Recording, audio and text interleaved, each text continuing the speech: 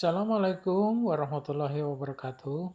Selamat bertemu kembali dalam mata kuliah Pendidikan Kewarganegaraan. Pada kesempatan ini, kita akan membahas tentang geopolitik Indonesia. Mengawali mata kuliah ini, kita akan memulainya dengan pengertian geopolitik.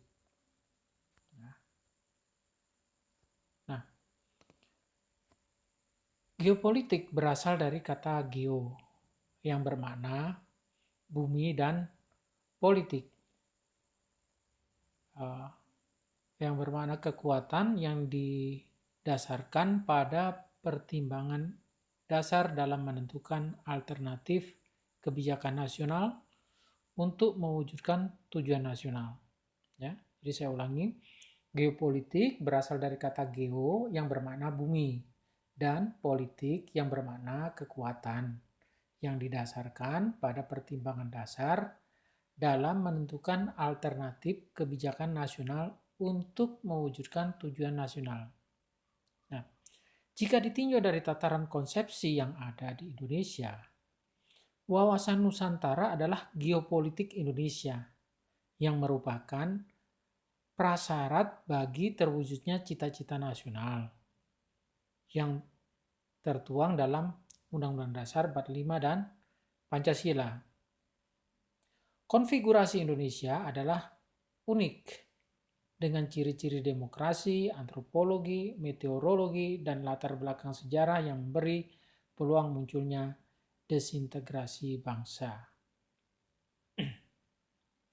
Kemudian peletakan dasar-dasar geopolitik. Melalui ikrar Sumpah Pemuda, para pendahulu dan pendiri Indonesia sudah meletakkan dasar-dasar geopolitik. Amanat yang terkandung dalam Sumpah Pemuda, satu nusa yang berarti keutuhan ruang Nusantara. Satu bangsa berarti landasan kebangsaan Indonesia. Dan satu bahasa merupakan faktor pemersatu Nusantara. Kemudian 3 unsur geopolitik. Nah, kebangsaan Indonesia terdiri dari 3 unsur geopolitik, yaitu rasa kebangsaan, paham kebangsaan, dan semangat kebangsaan. Ketiganya bersatu dalam semangat nasionalis dan sekaligus mendorong tercapainya tujuan dan cita-cita bangsa Indonesia sesuai dengan proklamasi. Sublimasi dari Sumpah Pemuda adalah rasa kebangsaan dan menyatukan suara dan tekad untuk menjadi bangsa yang kuat dan dihormati oleh bangsa-bangsa lain di dunia. Jadi paham kebangsaan merupakan pengertian yang mendalam tentang bagaimana bangsa itu mewujudkan masa depannya. Kemudian paham kebangsaan dibina melalui proses pengajaran. Jadi benar, paham kebangsaan dapat dibina melalui proses pengajaran dalam pendidikan wawasan Nusantara, ketahanan nasional, doktrin dan strategi pembangunan nasional, serta sejarah dan budaya bangsa. Untuk merancang materi ini, pengajar harus memiliki visi dan pengetahuan tentang kebangsaan dan kepentingannya untuk geopolitik. Sinergi dari rasa kebangsaan dan paham kebangsaan akan membuahkan rasa semangat kebangsaan atau nasionalis yang tinggi. Dan efektivitas geopolitik terlihat jika dilandasi wawasan kebangsaan. Jadi keefektifan dari geopolitik akan terlihat jika dilandasi oleh wawasan kebangsaan yang luas dan kuat. Jika wawasan kebangsaan terlalu sempit dan lemah, geopolitik hanya akan menjadi permainan politik belaka. Sebaliknya, jika wawasan kebangsaan kuat, ya, ikrar Sumpah Pemuda yang selama ini kita junjung akan terwujud. Ikrar Sumpah Pemuda merupakan amanat yang diwariskan dan harus kita jaga keutuhannya. Berikut.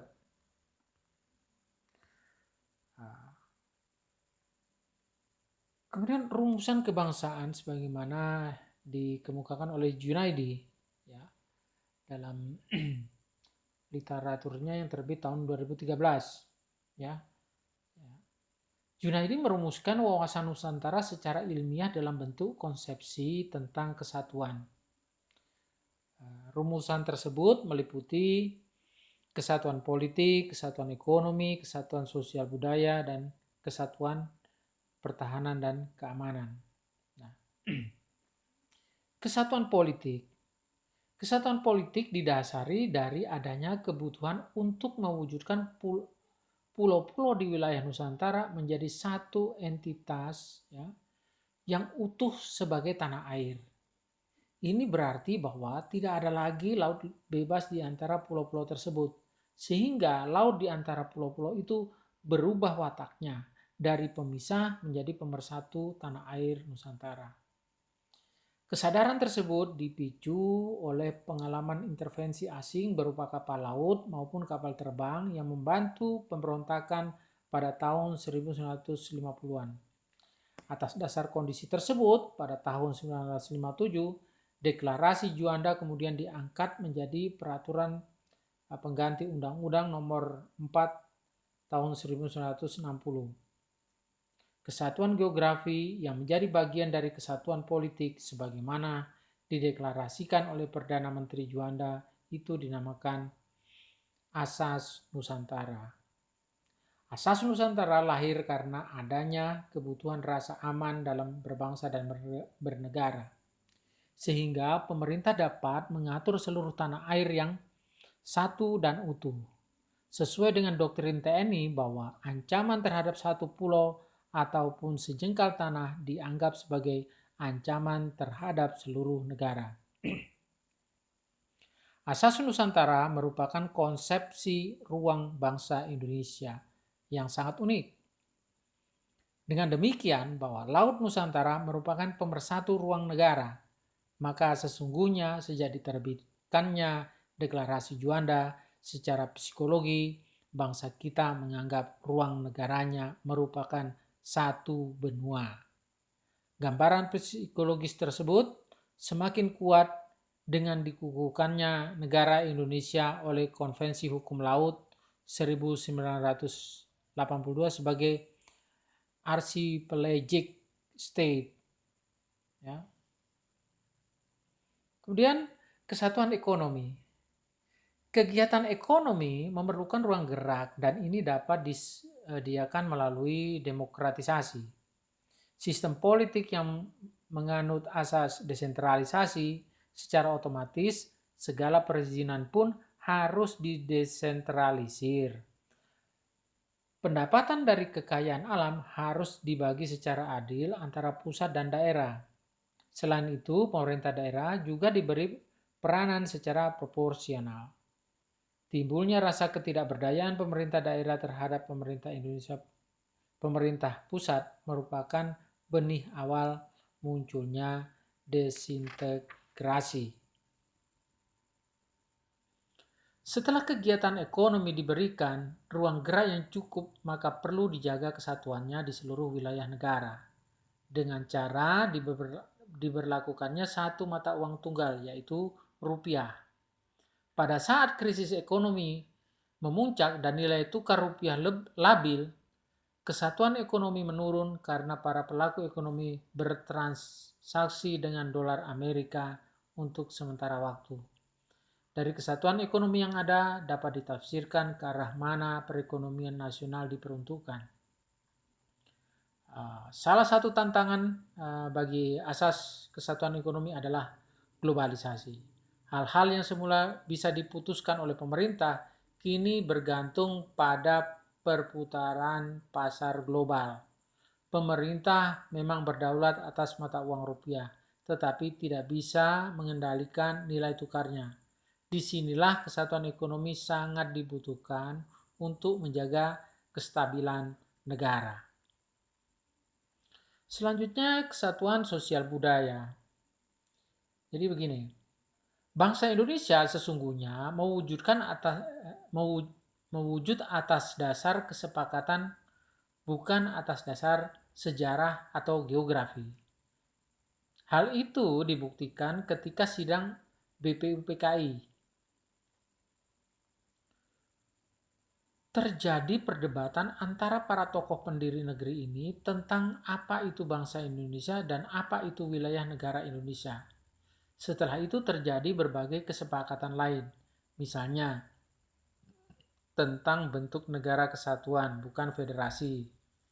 Serangkaian kesepakatan para pendiri tersebut perlu dijaga dan dijadikan komitmen bersama, karena semua kesepakatan itu merupakan perwujudan dari jati diri bangsa. Kesatuan sosial budaya sesungguhnya merupakan sublimasi dari rasa aman, paham, dan semangat kebangsaan, tanpa memandang suku, ras, agama, serta asal keturunan. Perasaan kesatuan yang kuat dapat dibentuk tentu dengan mengacu pada wawasan kebangsaan Indonesia, sebagaimana dicontohkan oleh Sumpah Pemuda. Dalam kesatuan nasional terdapat nilai-nilai budaya dalam berbagai daerah. Nilai budaya daerah harus dilestarikan sebab tidak ada yang dinamakan budaya nasional. Dan pelestarian itu justru dimaksudkan sebagai bagian dari pemupukan identitas nasional. Agama memberi landasan kekuatan iman dan moral pada setiap individu masyarakat bangsa, maka hal tersebut akan berujung pada pembentukan ketahanan pribadi masing-masing, ya, masing-masing warga. Dan inilah amat bermanfaat dalam pembinaan kesatuan sosial budaya. Kesatuan sosial budaya dikaitkan dengan pembentukan ketahanan pribadi, merupakan pencegahan terjadinya frontir.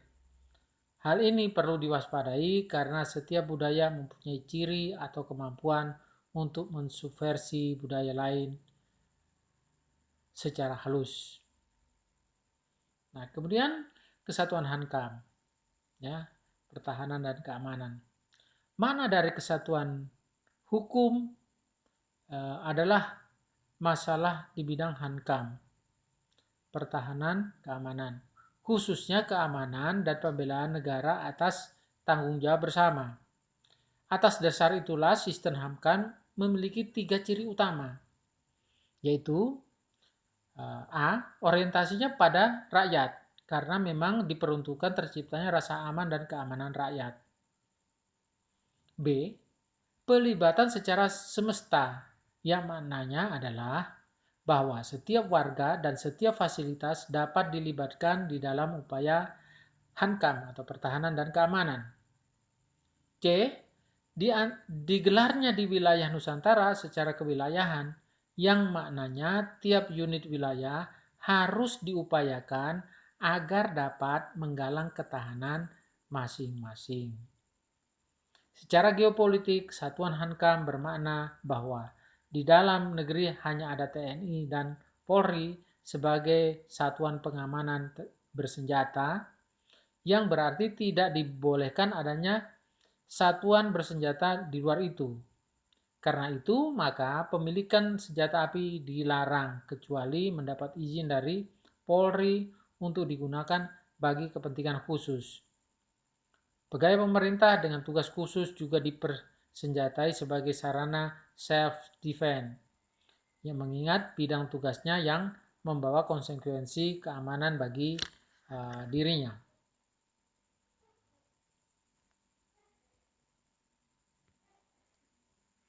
Ya, berikut tentang teori-teori geopolitik. Ya. Pertama, teori geopolitik Friedrich Ratzel. Friedrich Ratzel yang hidup antara 1844 sampai dengan 1904 merumuskan untuk pertama kalinya ilmu bumi politik sebagai hasil penelitian yang ilmiah dan universal. Pokok-pokok ajaran Friedrich Ratzel adalah sebagai berikut.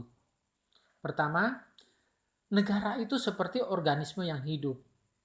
Negara identik dengan ruangan yang ditempati oleh sekelompok manusia atau bangsa. Pertumbuhan negara mirip dengan pertumbuhan organisme yang memerlukan ruang hidup, ya, atau Lebensraum, yang cukup agar dapat tumbuh dengan subur. Semakin luas ruang hidup, maka negara akan semakin bertahan, kuat, dan maju. Oleh karena itu, jika ingin tetap hidup dan berkembang, negara harus melakukan ekspansi, perluasan wilayah sebagai ruang hidup. Teori ini dikenal dengan teori organisme atau teori biologis. Kemudian yang berikutnya, ya, masih teori yang digunakan oleh Frederick Russell. Jadi menurutnya, negara identik dengan suatu ruang yang ditempati oleh kelompok politik dalam arti kekuatan. Makin luas potensi ruang tersebut, makin besar potensi kelompok politik itu tumbuh.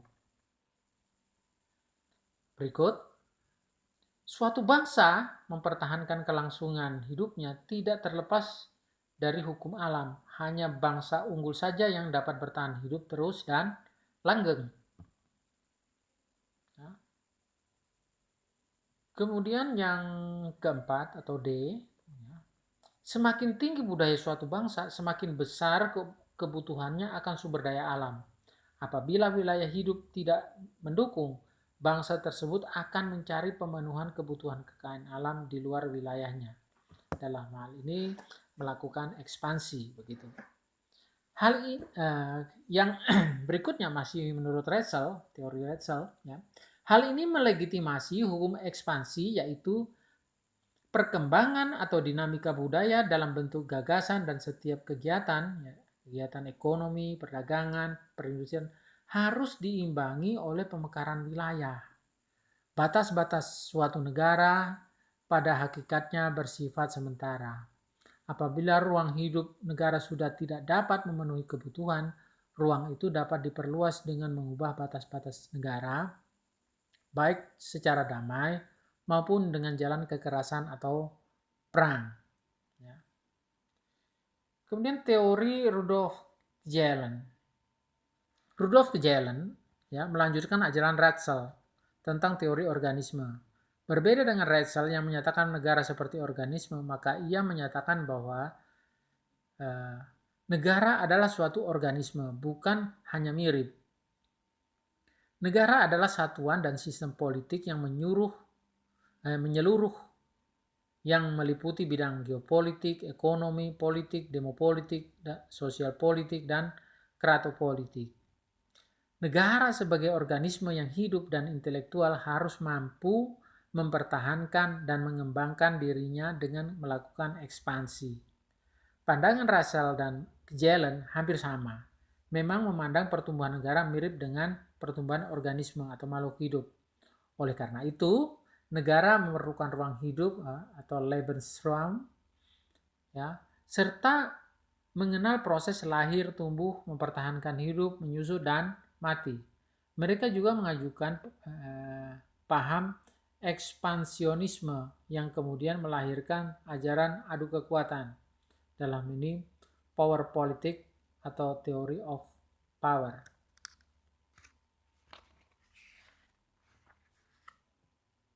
Nah, kemudian teori geopolitik dari Karl Haushofer.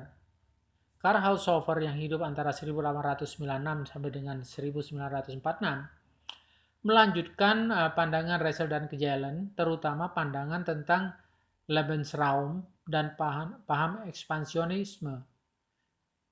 Ya. Jika jumlah penduduk suatu wilayah negara semakin banyak sehingga tidak sebanding lagi dengan wilayah negara, dengan luas wilayah, maka negara tersebut harus berupaya memperluas wilayahnya sebagai ruang hidup atau Lebensraum bagi warga negara. Nah, untuk mencapai maksud tersebut, negara harus menggunakan autarki, yaitu cita-cita untuk memenuhi kebutuhan sendiri tanpa tergantung dengan negara lain. Hal ini dimungkinkan apabila wilayah negara cukup luas, sehingga mampu memenuhi kebutuhan itu. Untuk itu, politik ekspansi dijalankan. Berdasarkan asumsi yang demikian, ya, Karl Haushofer membagi dunia menjadi beberapa wilayah atau region yang dikuasai oleh bangsa-bangsa yang dikatakan unggul seperti Amerika, Jerman, Rusia, Inggris, dan Jepang. Dari pendapat ini lahirlah wilayah-wilayah yang dikuasai atau pan-regional. Ya, pertama atau A, Pan-Amerika sebagai perserikatan wilayah dengan Amerika sebagai pimpinannya. B, Pan-Asia Timur mencakup bagian timur benua Asia, ya, Australia dan wilayah kepulauan di mana Jepang sebagai penguasa. Kemudian yang ketiga atau C, Pan-Rusia India yang mencakup wilayah Asia Barat, Eropa Timur, dan Rusia yang dikuasai oleh Rusia. Nah, yang D atau keempat, Pan-Eropa Afrika mencakup Eropa Barat, tidak termasuk Inggris dan Rusia yang dikuasai oleh Jerman. Teori geopolitik Karl Haushofer ini dipraktikkan oleh Nazi Jerman di bawah pimpinan Hitler, sehingga menimbulkan Perang Dunia Kedua. Pandangan demikian ini semakin jelas pada pemikiran Karl Haushofer pada masa itu, ya, mewarnai geopolitik Nazi Jerman di wilayah pimpinan Hitler. Pemikiran Haushofer ini di samping berisi paham ekspansionisme juga mengandung ajaran rasialisme yang menyatakan bahwa ras Jerman adalah ras paling unggul yang harus dapat menguasai dunia. Pandangan semacam ini berkembang di dunia berupa ajaran Hakko Ichiu yang dilandasi oleh semangat militerisme dan fasisme. Selanjutnya teori geopolitik Halford Mackinder. Halford Mackinder, ya, yang hidup antara 1861 sampai 1947, mempunyai konsepsi geopolitik yang lebih strategik, yaitu dengan penguasaan daerah-daerah jantung dunia, sehingga pendapatnya dikenal dengan teori daerah jantung. Barang siapa yang menguasai daerah jantung, ya, Eropa Timur dan Rusia, maka ia akan menguasai pulau dunia, yaitu Eropa, Asia, dan Afrika, yang pada akhirnya akan menguasai dunia. Untuk menguasai dunia dengan menguasai daerah jantung, dibutuhkan kekuatan darat yang besar sebagai prasyaratnya. Berdasarkan hal ini, muncullah konsep wawasan benua atau konsep kekuatan di darat. Kemudian teori geopolitik Alfred Thayer Mahan ya, mengembangkan lebih lanjut konsepsi geopolitik dengan memperhatikan perlunya memanfaatkan serta mempertahankan sumber daya laut, ya, termasuk akses laut, sehingga tidak hanya pembangunan armada laut saja yang diperlukan, tetapi lebih luas juga membangun kekuatan maritim. Berdasarkan hal tersebut, muncul konsep wawasan bahari atau konsep kekuatan di laut. Barang siapa yang menguasai lautan akan menguasai kekayaan dunia, gitu, ya. Selanjutnya kita berbicara tentang bangsa Indonesia. Nah, berbicara bangsa Indonesia, ya ini wawasan bangsa Indonesia tersirat melalui Undang-Undang Dasar 1945. Antara lain, ya, pertama, ruang hidup bangsa Indonesia terbatas, ya, diakui internasional. Kemudian setiap bangsa sama derajatnya, berkewajiban menjaga perdamaian dunia. Yang ketiga, ya, wawasan bangsa Indonesia sesuai Undang-Undang Dasar, itu kekuatan bangsa mempertahankan eksistensi dan kemakmuran rakyat.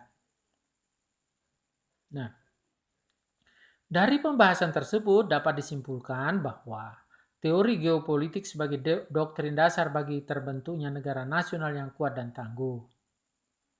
Ya.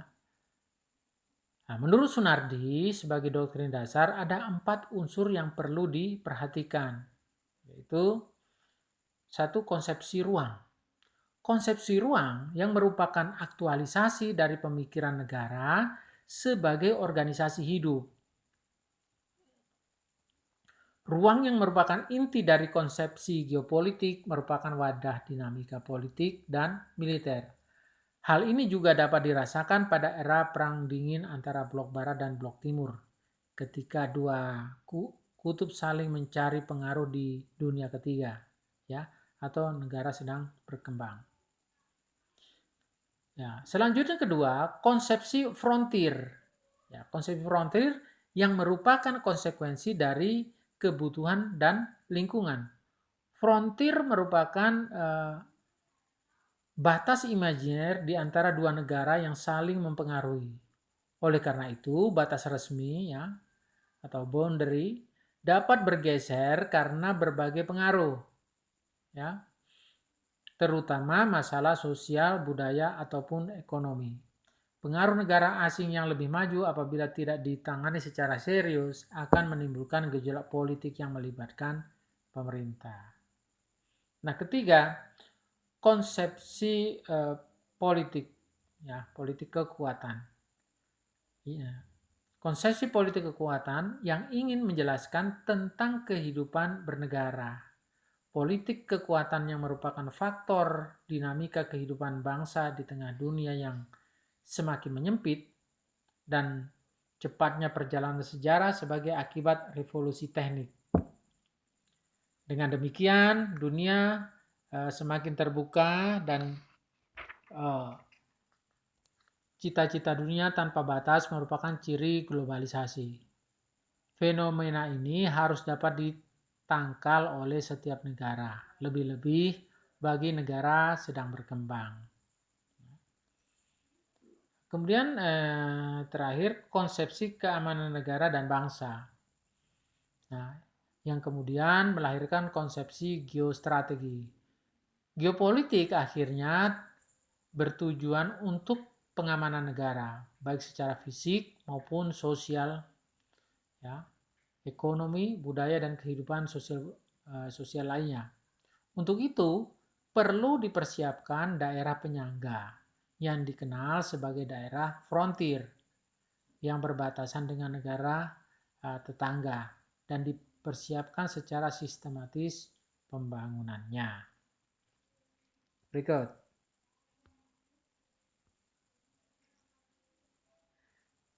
Wilayah sebagai ruang hidup. Ruang sangat penting dalam kehidupan, ya. Dalam kehidupan sehari-hari dibutuhkan ruang untuk melakukan kegiatan seperti ruang untuk makan, ruang untuk berjalan, ruang untuk bekerja, dan lain-lain. Secara fungsional, ruang dapat diartikan sebagai tempat, wilayah, atau wadah yang dapat menampung sesuatu, atau bisa juga diartikan bahwa ruang merupakan wadah seseorang atau banyak orang untuk melakukan kegiatan. Dalam artian konsep, ya, wilayah ruang. Nah, wilayah merupakan konsep yang digunakan untuk mengidentifikasi dan mengorganisasi daerah untuk berbagai tujuan. Wilayah juga dapat diartikan sebagai suatu daerah yang memiliki ciri-ciri tertentu. Misalnya kegiatan ekonomi, ya, pola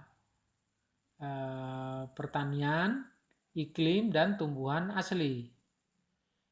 Definisi wilayah secara umum diartikan sebagai bagian dari permukaan bumi dengan satu atau banyak karakteristik serupa yang membuatnya unik dari daerah lain seperti budaya, ekonomi, topografi, iklim, politik, dan faktor lingkungan seperti spesies flora dan fauna yang berbeda.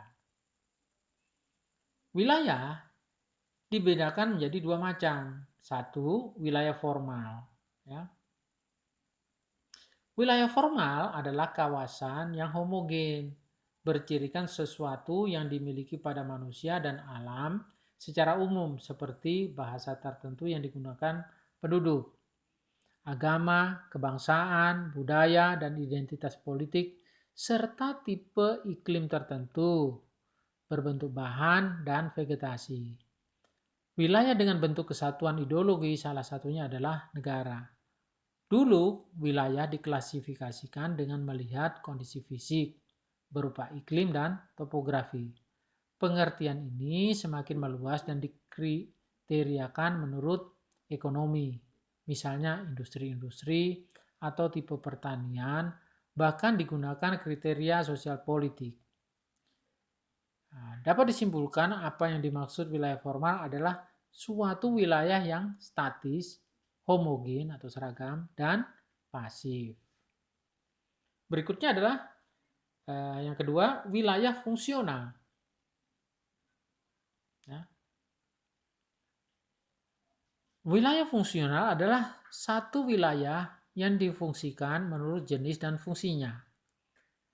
Wilayah fungsional saling berhubungan satu sama lain, misalnya kota, kecamatan, dan kelurahan yang selalu berhubungan. Wilayah fungsional berada di sekeliling titik pertumbuhan dan terjalin dengan titik pertumbuhan melalui sistem transportasi, komunikasi, kelompok ekonomi, serta perdagangan dan mendukung perkembangan daerah lain melalui jalur transportasi, jalur perdagangan dan bisnis, serta siaran radio dan televisi. Dapat diartikan jika wilayah fungsional adalah wilayah yang dinamis serta aktif dan selalu berubah. Biasanya wilayah seperti ini terdapat di kota atau wilayah sentral. Berikut pasal 1 angka 1 Undang-Undang Nomor 26 tahun 2007, ya. Yaitu tentang penataan ruang. Nah, yang dimaksud dengan ruang adalah wadah yang meliputi ruang darat, ruang laut, dan ruang udara, termasuk ruang di dalam bumi sebagai satu kesatuan wilayah, ya, tempat manusia dan makhluk lain hidup, melakukan kegiatan dan memelihara kelangsungan hidupnya. Ruang sebagai salah satu untuk melangsungkan kehidupan manusia juga sebagai sumber daya alam. Dengan demikian, ruang wilayah Indonesia merupakan suatu aset yang harus dapat dimanfaatkan oleh masyarakat dan bangsa Indonesia secara efisien dan seefektif mungkin dengan memperhatikan faktor-faktor lain seperti ekonomi, sosial, budaya, hankam, serta kelestarian lingkungan untuk mendorong terciptanya pembangunan nasional.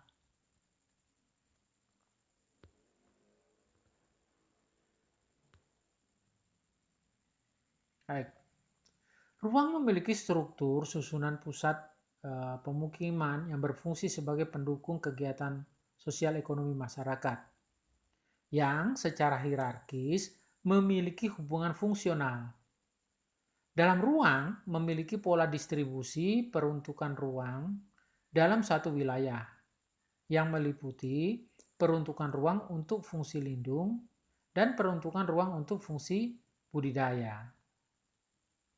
Kemudian konsep dasar penataan ruang di pembukaan Undang-Undang Dasar 45 alinea keempat.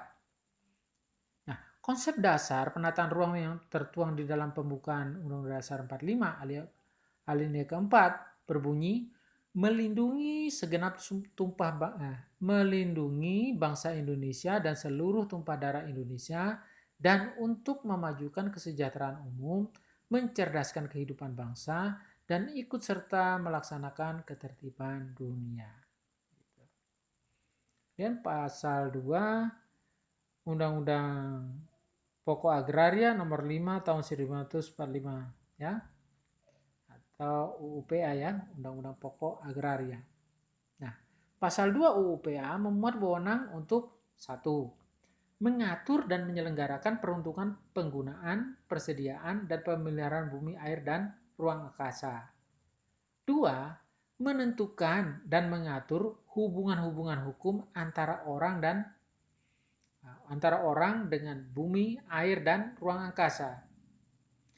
Ketiga, menentukan dan mengatur hubungan-hubungan hukum antara orang dan perbuatan-perbuatan hukum yang mengenai bumi, air, dan ruang angkasa. Konsep tata ruang, ya, Dalam 3 dimensi tersebut terkait dengan mekanisme kelembagaan dan untuk perencanaannya diatur dalam pasal 44 UU PA yang menyatakan pemerintah dalam rangka membuat suatu rencana umum mengenai persediaan, peruntukan, dan penggunaan bumi, air, dan ruang angkasa, dan berdasarkan rencana umum tersebut, Pemda mengatur persediaan, peruntukan, dan penggunaan bumi, air, dan ruang angkasa. Paradigma yang harus dikembangkan, ya. 1. Otonomi daerah dan pemberdayaan masyarakat. Dalam rangka menerapkan penataan ruang untuk pada akhirnya mewujudkan pengembangan wilayah seperti yang diharapkan, maka terdapat paradigma yang harus dikembangkan, yaitu sebagai berikut. 1. Otonomi daerah.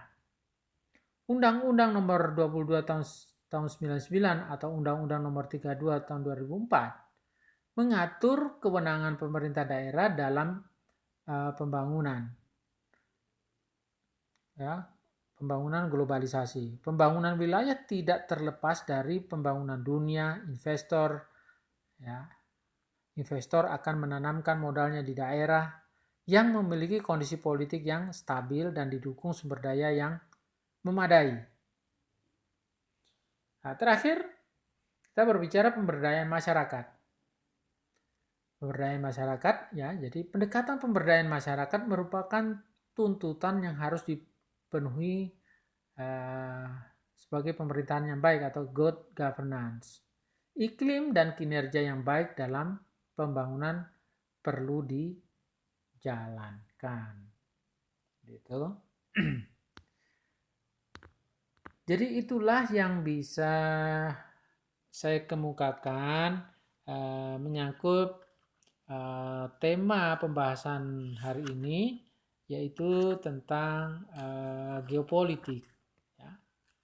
Di geopolitik Indonesia.